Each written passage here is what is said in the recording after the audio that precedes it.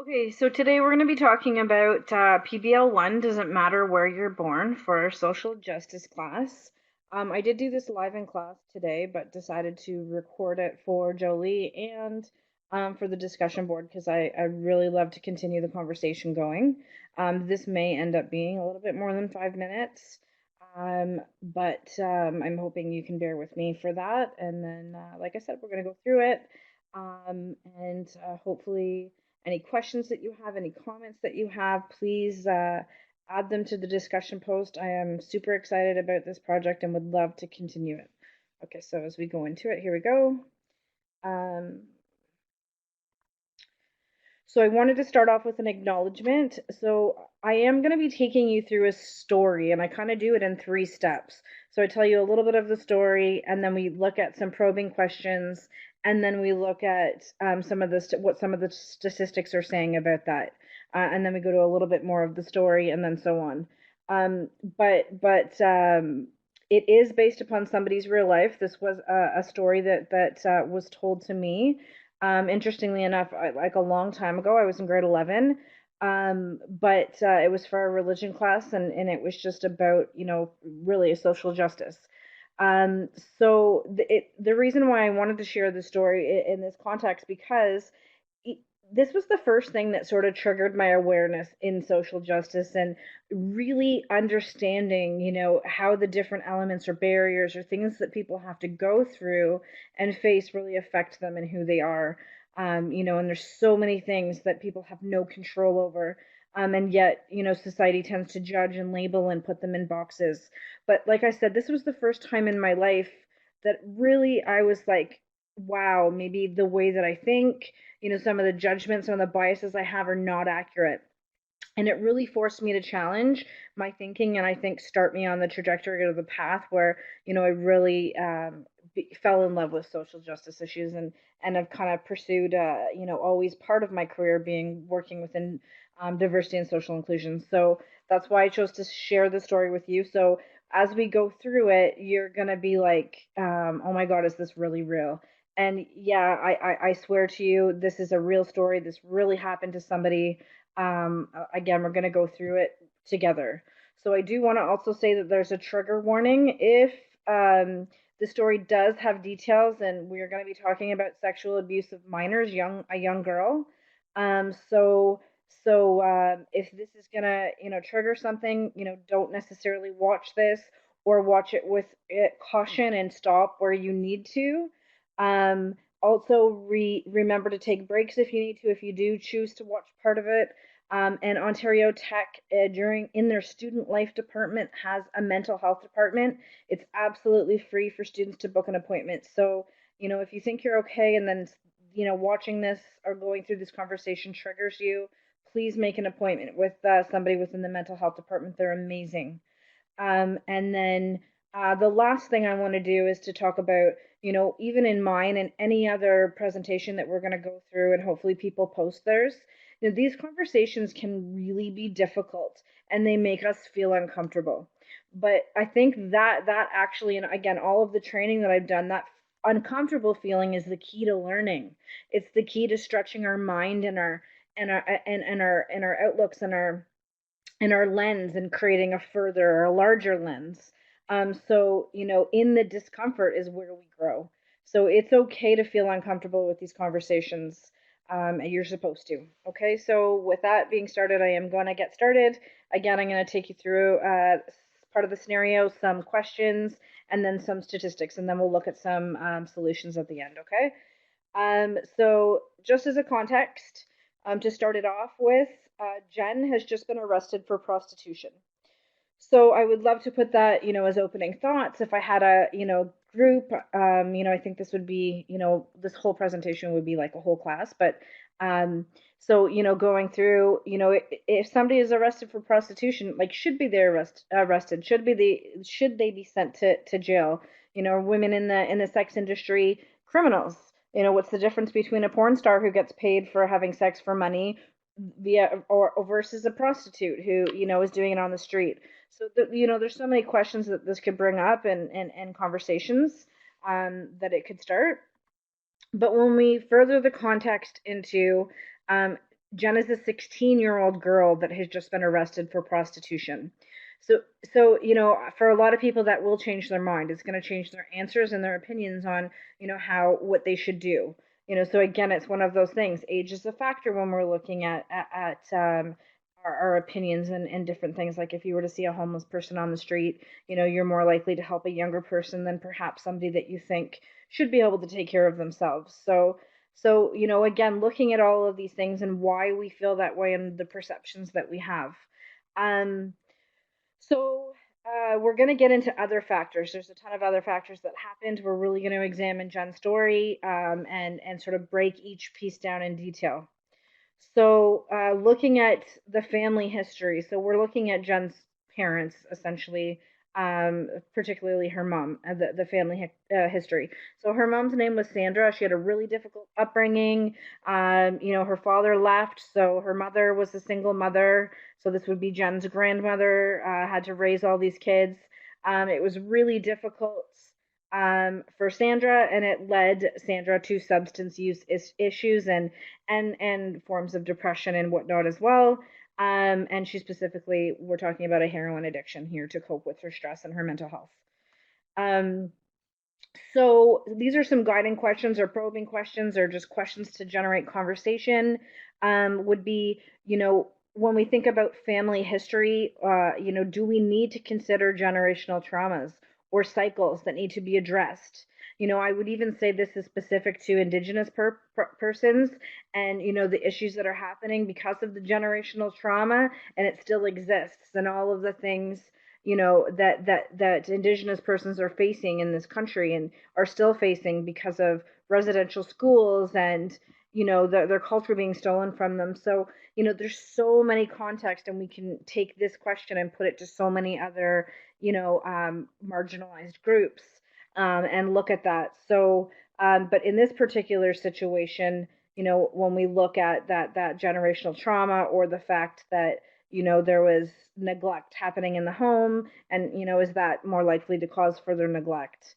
And then when we look at people that tend to use substances or become addicted, I mean, some people use substances and are able to control themselves, and others become addicted to substances, and especially when they're coping with their mental health.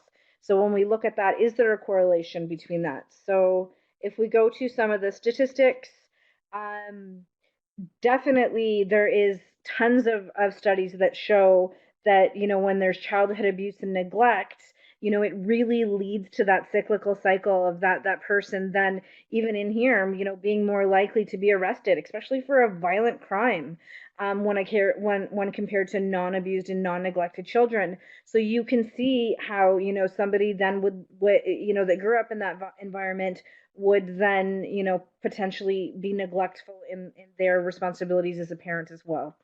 Um, and like I said, there are tons of studies out there. The amount of reading that I did, some of it's sickening to see the stats on it.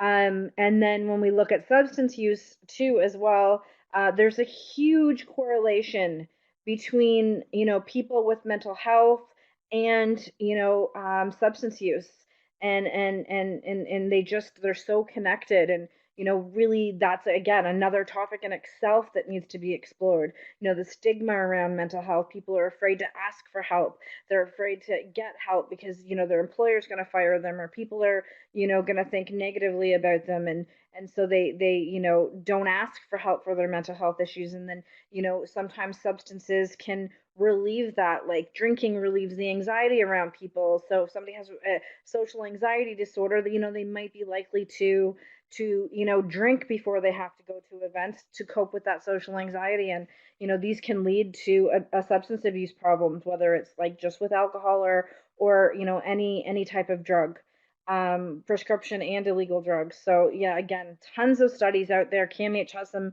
amazing studies too.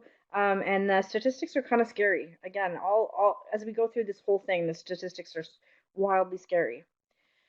So again, looking at an Jen's story continued. So now we've seen kind of Sandra's, that's the Jen's mom. We've seen her kind of upbringing. We look at that family history. Now we're looking at when Jen was brought into this world, or when Sandra was pregnant. So Sandra did use substances until she found out she was pregnant.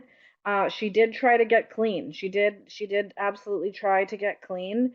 While she was pregnant, and she did a good job at that, and it lasted till Jen was born. But shortly after Jen was born, her father overdosed, unfortunately, on heroin, and that sent Sandra, Jen's mom, into this um, sort of it triggered her to spin out of control and start using substances again. So throughout Sandra's life, you know, she was able to take Jen to school and pull it together, but she wasn't necessarily that great at everything.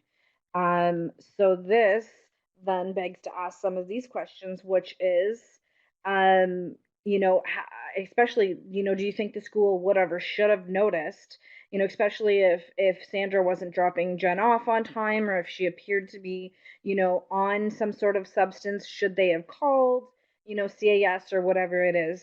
And then, does even though, she cleaned up for some of the pregnancy, does the fact that she used for some of the pregnancy then, cause developmental, or any adverse effects on Jen in her development in the womb? So again, we can look at some of the statistics here, which go, 110% that there are definitely, problems, developmental problems, there are brain development problems, all kinds of things that happen within, when somebody's using drugs, because the drugs can pass through the umbilical cord. So the child can actually become addicted to it as well, or the fetus can become addicted to it, and they're addicted to it when they're born if the person uses throughout. But I also, which was, I had another aspect in here which I found was really neat, or not neat because this whole thing is terrible, but a different angle, which is that, again, when people are using, they tend to have poor self care, poor self hygiene, poor self, just care in general. So, Sandra, while she was using, probably didn't take good care of herself, let alone, the fetus. So in terms of prenatal vitamins and, appointments and all kinds of things. So there, absolutely could have been complications with that as well. Um, and then again, some statistics here showed that illegal drug use among pregnant women is 5.9%. Like 5.9% of pregnant women use illegal drugs, which is wild. It blows my mind that many people would, put their baby in jeopardy. Um, and then, looking into, I do know this for myself working in social services, but and friends that are teachers, they absolutely have what's called a duty to report. If they suspect any abuse in the home, they have to call CAS. There's no if, answer, but about it. But there's many, reasons as to why that might not happen. So, an example, if they're in a low income area, and there's a high teacher turnover because people don't want to work in those schools, maybe somebody's just missing those signs, or maybe they're, her mom was able to pull it together a little bit during, while she was dropping her off. So, there are a lot of, reasons that wouldn't have happened, but it should have. It absolutely should have happened where somebody called CAS in this case. So we go on to continue the story, which is the beginning of the end. So Sandra meets a boyfriend, and he's a great guy. He starts helping with the bills. They move in together. He's super interested in Jen. Is helping her with her homework, all that. He's this great stepfather, um, which seems to be amazing. Then Jen, at 12 years old, and this was after years and years and years of this happening, came to her mom and told her mom that the stepfather, the boyfriend, was raping her and hurting her and coming into her room pretty much every night. The mother, Sandra, for whatever reason, didn't believe Jen, and kind of yelled at her and said, stop telling lies. So Jen had no idea what to do at this point, being that she's only 12 years old. Um, so again, looking at some questions here, looking at what the statistics show in regards to sexual abuse of children in the home, looking at, why Jen's mom may not have believed her. And when we look at those statistics, again, these are sickening. 1 in 9 girls, 1 in 53 boys under the age of 18 will experience sexual abuse or assaults at the hands of an adult. And that one out of approximately every six women who have a stepfather as a principal figure in their childhood years was sexually abused by him. I know this is out to date, but there were a ton of other things saying the same thing, and this just said it the most clear. But that number is disgusting. It's absolutely disgusting. That happens. You know, I watched a Dr. Phil episode, you know, I think a month ago or so, and it was the same thing. The amount that it increases is just wild. Um, we continue to go on to the story, which is looking for help. And we can start going through Jen's story where she now, you know, she didn't get help from her mom. This is happening. She wants it to end. So she goes to talk to a counselor at school. And the counselor, she thinks the counselor is going to help her. And the counselor, unfortunately, actually sexually assaults Jen. As again, wild as this is a very true story. So, looking at some probing questions or guiding questions, talking about child predators seeking out jobs that allow them access to children. Um, you could even take this further than I did, which looking at, did they specifically look for jobs in areas where there's lower socioeconomic status because those children, tend to be a little bit more vulnerable. Like there's so much research you could do even in that area alone. Um, and then looking at, police checks in terms, are they mandatory for everybody that works with children? And again, I know from working in social services they are if you're working with minors or anybody that is part of the vulnerable sector. So could be an adult that has learning disabilities or any form of disabilities. You still have to have a criminal background check. However, that leads to even a further conversation on then what if it's a 17-year-old boy that had sex with a 15-year-old girl and was, charged with rape, but they were dating for 3 years and they loved each other and, like there, should that person be charged? Then should that be on there? Should that ruin the rest of their life? Is that considered an offense? Or, what about any crime that the person's committed? What about crimes they committed when they were, a young offender? And, should that prohibit them from working with children or the vulnerable sector? And then again, you can even take this to a step further at looking at different racialized neighborhoods where police do something called carding. And what carding means is they, stop a lot of people and they ask them for ID, and they tend to, charge them with things like for no reason. And this tends to happen to a lot of black youth, especially black males. So they tend to actually have a lot more criminal offenses, but because they're stopped, I don't have the stats in front of me, but like so much more. So they're more likely to have a criminal record because of all of this. Even a minor offense like maybe they had a small amount of marijuana on them. But again, so does how does that then impact this black males, for instance, when they grow up, then working in different sectors. So I don't know this. There's so again, we could have an hour conversation about this alone. Um, but a great conversation if you want to start it in the chat for sure. Then again, looking for help statistics, I just, was looking at some, where do, predators find jobs, and it's kind of like, so they do absolutely, statistics show that they take jobs, participating in community events, or jobs that involve children and, all of these other things there. And there's so much, awful research out there if you want to keep looking into it. Um, the next part of Jen's story is it couldn't possibly get worse, but oh yes, it does.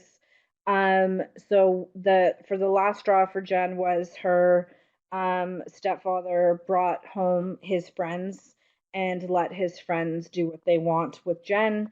So the next day, Jen ran away from home. So again, looking at that, how do sexual predators find each other?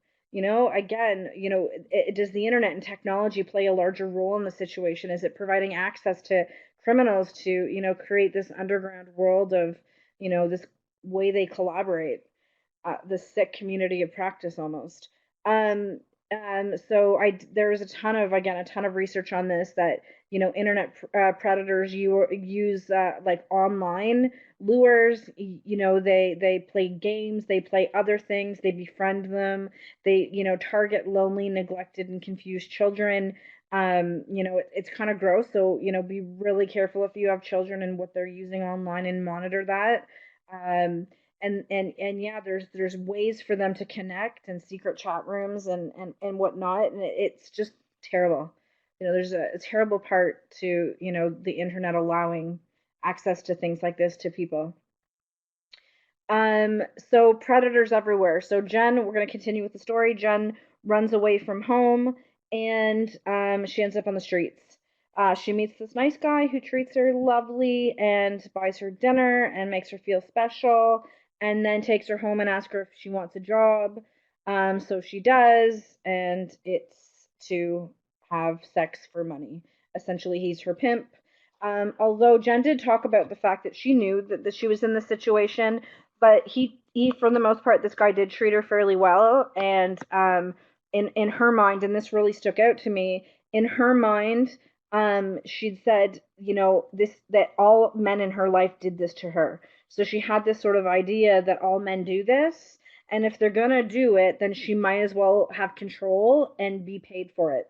So this guy protected her from people beating her and hurting her, and she had a somewhat safe place to live, and she had sex for money, but like I said, in her mind that was happening anyways. So but when looking into some guiding questions or probing questions, it's sickening and again disgusting if you look at the sex industry or the sex trade industry, what these guys do to find girls, or maybe they're women that find girls too, and then why somebody might stay in that situation. And again, I think Jen's example is a good one. As odd as it was, that was a safer situation for her than home. But looking at predators everywhere, and there was a ton of YouTube videos showing how they did it, how they lured these girls into this industry.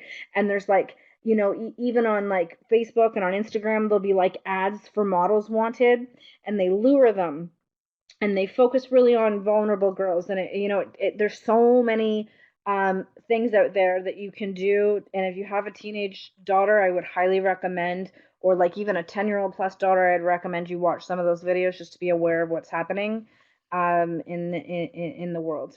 Okay, so end of the story. Does it matter where you were born? So absolutely, I 100% will say yes, it matters where you were born. Your socioeconomic status, your genetic disposition, the things that happen to you while you're in the womb, how many people and adults are in your world, like extended family, whether you're involved in church or school activities and other things where you have, other adults that perhaps, can be a positive influence and build a connection that you gain trust, and you can, tell them when these things are going on. Um, I think all of that matters. Does it mean that somebody, that grows up in these situations are doomed? No. And I didn't finish the end of the story because already I'm like a half an hour into this, but Jen actually, became fairly successful. She works in social services with children that, experience the same thing. She ended up being adopted out, and the ending's really great. And I'll tell you, a little bit about that after if you want to know. Just message me and I'll follow up. Um, but yeah, there's definitely so many things in here that you can say, if there were different circumstances, maybe this would have been caught. Maybe this wouldn't have happened. Maybe somebody would have stepped in. So, yeah, and when we look at solutions, and I mean, there's so many solutions. The public school system, number one, the lack of funding. The lack of funding is wild, and that really puts people in low income areas or poverty, or lower socioeconomic status at a disadvantage. Like it furthers that disadvantage because now your kids are missing out on things because you don't have the money to pay for it. Um, so when we look at that, and the government needs to provide adequate funding. There needs to be more access. I think it's like a 6-year wait list for subsidized daycare. Like your kids are out of daycare by that point. I think the wait list for subsidized housing in Ontario is 11 years. I need to fact check that, but I know I'm about right. So, these things need to be fixed. I think there needs to be checks and balances, in the school. I firmly believe that there should be a psychiatrist in there assessing every single student, up to the grade 3, because, not only for abuse that's happening at home, but there's so many undiagnosed learning disabilities, undiagnosed, autism and other things that just go, and these children struggle without any help. And until somebody finally says, maybe there's something wrong, but like if we did this automatically, we maybe would find and be able to help so much more. Like schools using universal design for learning, so they have these inclusive classrooms. That's also a solution, but there are so many other things, and but definitely something needs to be changed within our society for sure. And then I have references number one and references number two. And if you stuck two through the end, thank you so much. I'm sorry I went way over the 5 minutes. I managed to stay to the 5 minutes in class, but I wanted to do the whole thing here. So I hope you enjoyed that, learned something. It triggered your thinking. Please start a conversation with me. I'd love to continue this, and have a wonderful day.